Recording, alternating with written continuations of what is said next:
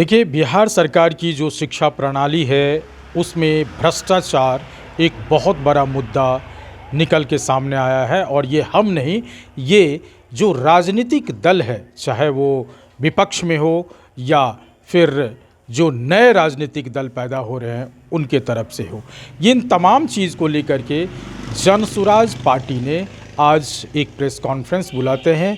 और उनका मानना है कि जब हमारी सरकार आएगी तो बिहार में जो शिक्षा की व्यवस्था है वो कैसे सुदृढ़ होगी, क्या क्या मुझे करना है, इस तमाम चीज़ को लेकर के क्या कुछ कह रहे हैं जनसुराज के नेता, पहले सुनिए।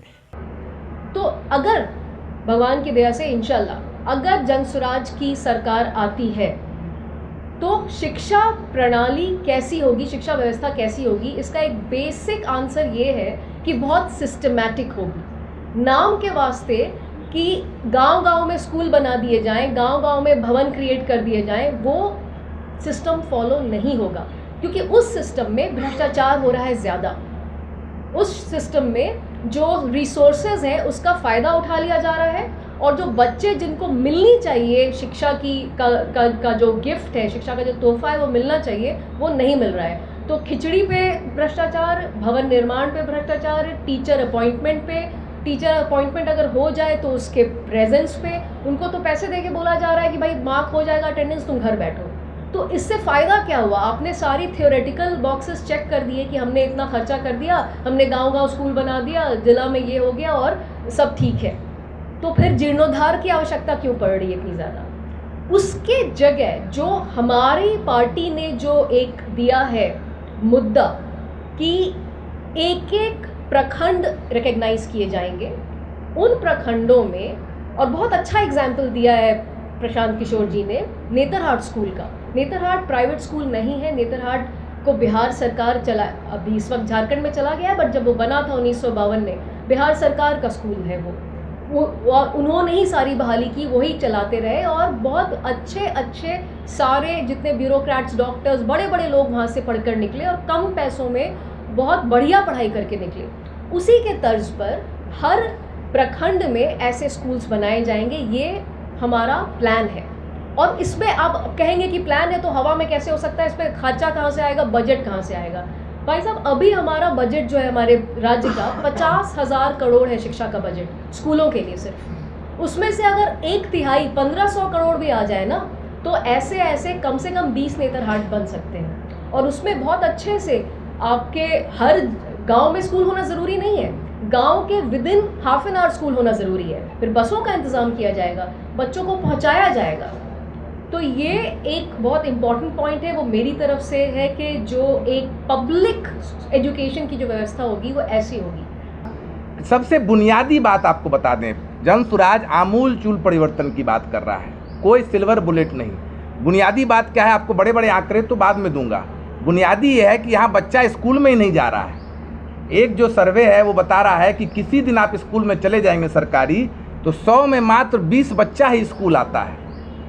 ये रिसर्च का आंकड़ा है, जेएसएस का आंकड़ा है। लेकिन अगर सरकार का आंकड़ा लीजिएगा जो कि इन्फ्लेटेड है, वो भी बताता है 40 बच्चा ही आता है, रजिस्टर जो होता है अटेंडेंस। तो जब बच्चा स्कूल जा ही नहीं रहा है तो बच्चा सीखेगा कैसे? अब उसका नतीजा ये है कि जो annual status of education report का सर्वे आता है वो बोल रहा है कि बिहार में 19 बच्चा, सुन लीजिएगा आप, हमारे और आपके बच्चे भी, 19 बच्चा ही जो दूसरी स्टैंडर्ड में है वो तीसरे का गणित या भाषा आपको बता सकता है। ये स्थिति जब बुनियादी शिक्षा की होगी तो उसका जो रूपरेखा है वो ऐसा दिखता है कि जो बिहार का सर्वे हम लोगों की मिलीजुली सरकार ने की, वो बता रही है कि मात्र 4% से भी कम लोग, अति पिछड़े और दलित समाज के बच्चे 12वीं पास कर पा रहे हैं। तो बच्चे तो स्कूल ही पास नहीं कर पा रहे हैं, तो कॉलेज में क्या जाएंगे और आरक्षण का क्या फ़ायदा उठाएंगे?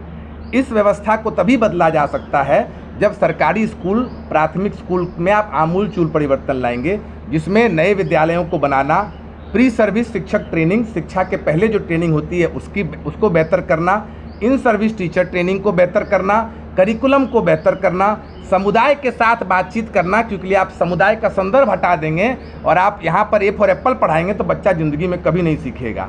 आप यहाँ पर पेंगुइन के बारे में बताएंगे तो बच्चा कभी ज़िंदगी में नहीं सीखेगा।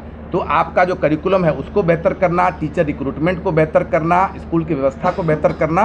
और इसीलिए जनसुराज जब आएगा तो सबसे पहला काम करेगा कि अभी पूरे बिहार में मात्र 52 केंद्रीय विद्यालय हैं, 554 प्रखंड हैं और मात्र 39 नवोदय विद्यालय हैं। तो कहाँ जाएगा गरीब का बच्चा? हम में और आप में से कई लोग अगर बेहतर शिक्षा मिली होती तो और बेहतर कर रहे होते। हम और आप दोनों इसी शिक्षा व्यवस्था के मार हैं, आप नहीं, हम तो डेफिनेटली हैं। तो इसीलिए जनसुराज आएगा तो जैसा कि अनुकृति जी ने कहा कि पहले साल में ही व्यवस्था को आमूल-चूल परिवर्तन करने में समय लगेगा।